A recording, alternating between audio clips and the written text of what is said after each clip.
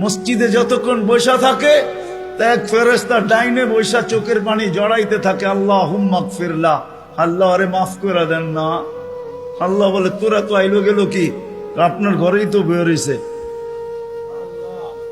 আমাকে জিজ্ঞাসা করেন কেন তোর দিলে এত ব্যথা কেন? আপনার ঘরেই তো বের হইছে, বন্দা তো আপনারই সৃষ্টির সেরা, তো আপনিই বানাইছেন। ও যদিও না কান্দে তো আমি ওর পক্ষ হয়ে একটু কান্দতেছি, অসুবিধা কি? আরেকজন বলে আল্লাহুম্মা আরহাম আলাইহি, আল্লাহর উপরে দয়া করেন না।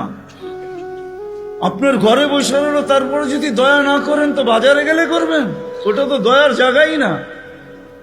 কি করে না করে না দোয়া? যতক্ষণ মসজিদে বসে থাকে আরেকজন নামাজের সওয়াব লিখতে থাকে।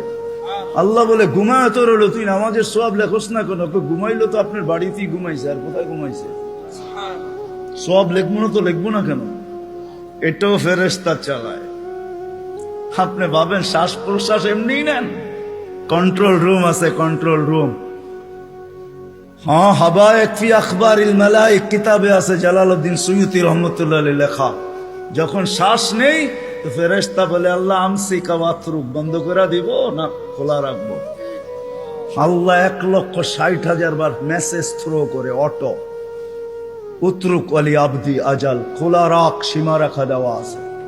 যেদিন সীমা রেখায় আসবে ওই দিন বলবো টানবো তো আর ছাড়তে দিবি না, ছাড়বো তো আর টানতে দিবি না। বিনা দ্বিধায় 1,60,000 বার শ্বাস প্রশ্বাস নিতেছি। আসেন একটু ভাবি। সুর তো আমার কাছে নাই যে আমি আপনাদেরকে পাগল করব।